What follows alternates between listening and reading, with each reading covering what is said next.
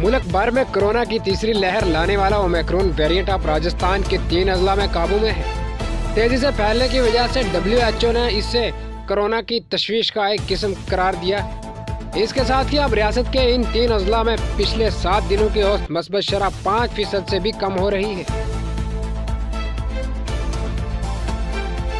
राजस्थान में ज़राअत के शोबे में सरकारी नौकरी की तैयारी करने वाले नौजवानों के लिए खुशखबरी है।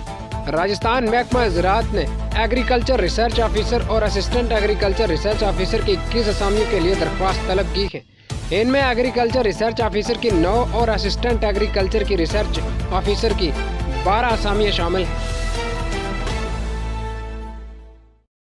रियासत महाराष्ट्र के जिला पुणे के येरवाड़ा के शास्त्री नगर में गुज़श्ता शब एक ज़ेर तामीर इमारत जज़वी तौर पर मुनहदम हो गई।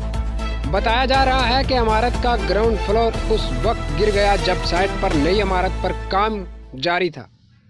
इमारत के मुनहदम होने के नतीजे में 5 मजदूर हलाक और 5 जख्मी हुए हैं। बचाव और राहत रसानी का काम जारी है। MIM सरबराह असदुद्दीन ओवैसी के काफिले पर गुज़श्ता कुल बरोज 3 फरवरी को हमला हुआ, जिसमें वो बाल बच गए। उन्होंने ट्वीट करके अपनी खैरियत की इतला दी। इस मामले में पुलिस का कहना है कि 2 मुलज़मीन को गिरफ्तार किया गया है।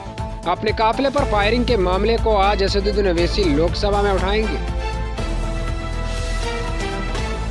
महाराष्ट्र के वज़ीर आला और शिवसेना के सरबराह उद्धव ठाकरे ने एतवार को बीजेपी पर सियासी फायदे के मुताबिक हिंदुत्व का इस्तेमाल करने का इल्जाम लगाते हुए कहा, इनकी पार्टी रियासत से बाहर पैर फैलाने की कोशिश करेगी और इसका मकसद एक कौमी किरदार हासिल करना है।